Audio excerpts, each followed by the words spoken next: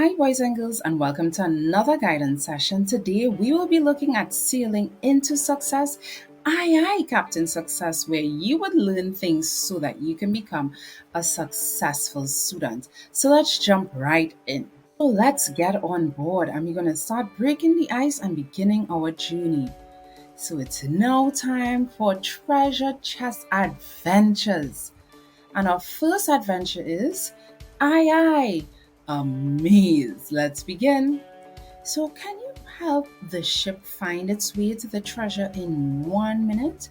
Well, we won't do it for so long, but look carefully and see if you can help the ship find its way to the treasure.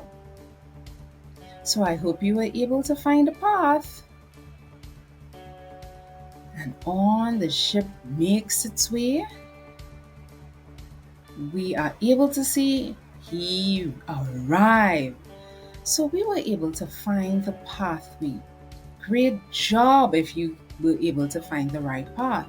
Now think about it. What does success mean?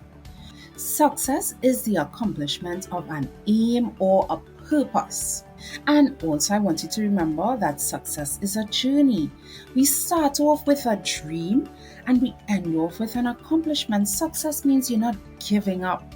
You're never letting disappointments keep you down or anything bother you, and you're going to work hard to achieve your goals. So we have a new adventure today, but it's the same skills that we're going to use. You know that even though school is different, we still have to practice the right skills to be successful students. So having good study habits and a positive attitude will take you a long way. So all aboard, each student has to prepare for this new journey. So let's discuss how we can be captains of success. Well, the first thing you would need is some sailing essentials. So let's see what these sailing essentials are. Your learning skills and attitudes help you to study better. You know you can get better grades when you study, and more so you develop good habits that will help you through your life. So let's look at a few of these essentials.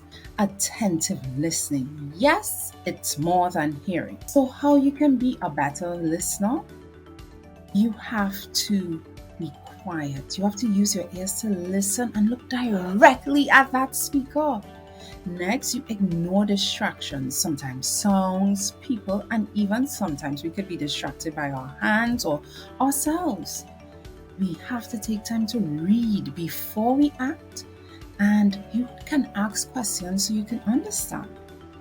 You need to, just as how you want persons to listen to you, we have to care and be kind when other persons are speaking and we listen to them. And focus. Let's not be interrupted. Let us listen to what is said. So for this activity, I want you to get a pencil, paper. Maybe you can pause the video at this time while you get it, and I'll be reading some instructions, and I want you to draw what you hear. Happy drawing! So I want you to turn your paper horizontally or sideways. Write your name at the top of the paper. Draw a small size circle in the middle and draw two small fish in the circle. Draw a coconut tree on the left side of the circle and draw a towel under the tree. Add two stripes on the towel and then draw 3 clouds in the sky. After doing that, draw a sun in the right corner of the sky and put sunglasses and a smile on the sun. I hope you were able to get those right. So our next sailing essential would be intentional attending, where you focus. Being able to pay attention is an essential. A successful student stays focused when doing a task. So you are paying attention when you tune things out. You don't get distracted by noise or things or even your own thoughts. You don't gaze around, but you keep eye contact. Next, you understand, you remember that you're supposed to be paying attention. Sometimes we have to remind ourselves. And you ask the speaker to repeat if you don't understand. And you focused. You stay focused on the task at hand for the time that you have to be focused on that activity and limit your movements. So here are some phrases, and we're going to make sure that we move them in the right section as to what will be attending or not attending. So when we respond to a question asked, that is attending. Having the radio and TV on when doing work is an example of not attending. Keeping your eyes on the person who is speaking is an example of attending. Whereas sleeping when the teacher is doing work, not attending. Listening carefully to the entire story, want to hear everything, attending, and good attending skills too. But taking a break every 5 minutes is an example of not attending. So our next skill we're going to talk about today is diligent observing. You have to look and look again. So observing is an essential. You have to be able to concentrate on something or someone in order to get the right information. And we observe by always being mindful of our surroundings. Pay attention wherever you go. Focusing on even the smallest details. Staying in the present, like you have to focus now. Taking good notes or trying to highlight important points. Looking at people's facial reactions and body language. And using your knowledge and imagination to come up with solutions or outcomes. We are also going to look at this sailing essential, all my senses. What do I spy? Can you match which sense is best for each picture? Now, if you said ice cream for the mouth, that is correct. And for the ears, we know for sure a bell would be the best one. For our eyes, a rainbow. For the nose, the best sense would be garbage. And for the hands, sand. Excellent. Using your 5 senses is an essential to understand the world around you. Your senses work together to give a total picture of our experiences, which makes it more meaningful and useful. So our 5 senses are: we use our eyes to see, we hear with our ears, we smell with our nose, with our skin we can touch, and with our tongue we can taste. And these 5 senses and body parts go along with each other. So while using your senses, we use the right describing words for the different senses. So we may say, this is a tall tree, or this is a loud song. By describing, it helps us to get a better idea. And then we can know which senses are best for us to learn with, and we can use them. So if you love to see, you can use charts and pictures. And if touch is important for you, then you can build and explain things. If you like to hear, then you can use music and sound. And taste and smell we don't often use in school, but you can still link them to what we learn. Which of these senses would be used to bake a cake? We would use our mouth to taste, ears to hear, our eyes to see. Of course, you want to make sure the cake looks good.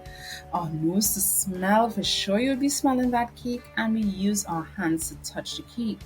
And if we want to learn to play steel pan, would we be using our tongue to taste? No, we won't. We would use our ears. We need our eyes. Will we be using smell? Not quite. And we definitely will be using our hands to play the instrument. Our next sailing essential is cooperative learning. It's always better when we do things together. Cooperative learning is working with others, and this is essential. A successful student is able to be in a group and participate. You are trustworthy and you help others so that the job can be done well. And this includes, when you're working in a group, equal participation. Everyone should be pulling their own weight. All persons should be involved in making decisions. You should stay on topic and take turns. You could praise others when they do great things. and you stay together. You're not going to drop out the group. You work with your group. You can help each other and focus on person's strengths. And when we are looking at us as an individual, we pull our own weight and you can ask questions. You share your position respectfully and clearly. Even if you disagree, be sure to make eye contact and respect others, their feelings and ideas. Don't interrupt. Be sure to use those listening skills and never give up until it is finished. So, which of the following shows good cooperative skills? Definitely not laughing at persons when they speak, but discussing what went well in the group. That would be great. Not arguing with each other, but completing your part on time. Not storming away if you're not the group leader, but sharing the work equally. Not leaving out persons when making a decision, but working hard to complete the goal. These are great cooperative skills. Our last point, we'll be looking at a student anywhere. It's not just in the building. Being a student anywhere is essential. A successful student is able to see the value of education and engage in school activities no matter where school is. So to be a good student, you have to prepare, have your ID location, your stationery and your devices, and you take care of them. You have to attend. Make sure that you are in classes on time and you prepare. You pay attention and you read the updates every day. And then you complete all your work and projects, submit it on time, and make sure to study daily. That makes you a master home student. Here ends our session for today. Be sure to look out for part 2. Happy studying until next time, and be sure to subscribe to our YouTube channel, and if you have questions you can send it to misor.guidanceofficer@gmail.com. Bye bye.